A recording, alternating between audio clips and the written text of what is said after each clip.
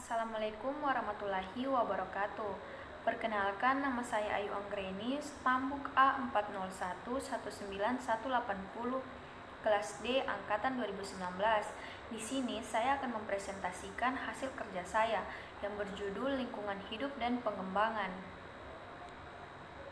Yang pertama, pembangunan berwawasan lingkungan adalah suatu upaya untuk melestarikan lingkungan dengan diadakannya suatu pembangunan yang didasari oleh sumber daya alam dan berada pada tempat yang indah dan sejuk, jauh dari berbagai macam polusi, guna untuk menjaga kelestarian alam dan membantu peningkatan sumber daya alam yang hampir rusak.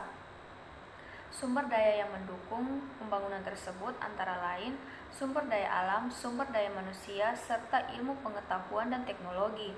Sumber daya alam mencakup air, tanah, udara, hutan, kandungan mineral, dan keanekaragaman hayati. Sedangkan sumber daya manusia mencakup jumlah penduduk, pendidikan, kesehatan, keterampilan, dan kebudayaan. Di bawah ini ada contoh gambar sumber daya alam. Selanjutnya, menurut Hartono, pembangunan berwawasan lingkungan merupakan suatu upaya pembangunan yang berjalan berkesinambungan atau berkelanjutan. Pembangunan berkelanjutan dapat diartikan sebagai suatu proses pembangunan yang memanfaatkan sumber daya alam dan sumber daya manusia sebesar-besarnya, tapi tetap menyerasikan potensi sumber daya alam dengan manusia sebagai subjek dan objek dalam pembangunan. Tujuan pembangunan berwawasan lingkungan ini adalah agar masyarakat yang memanfaatkan sumber daya alam tidak merusak lingkungan.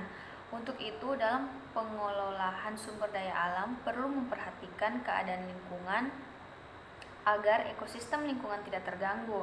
Sumber daya alam merupakan penopang kehidupan penduduk yang perlu dijaga kelestariannya. Selanjutnya, berikut beberapa contoh pembangunan berkelanjutan.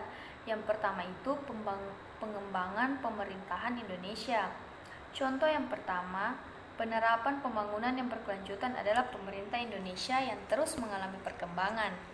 Berbagai bentuk sumber daya alam yang dimiliki oleh negara terus diusahakan agar negara kita sendiri bisa mengolahnya dan menjadikannya mandiri, tanpa harus membutuhkan bantuan dari negara lain. Bisa kita lihat di sebelah saya ada sebuah gambar padi. Para petani terus menanam padi agar bisa mengolahnya untuk menjadi beras. Selanjutnya, pembangunan dalam bidang kesehatan. Pemerintah Indonesia juga sudah mulai berhasil melakukan pembangunan berkelanjutan dalam bidang kesehatan.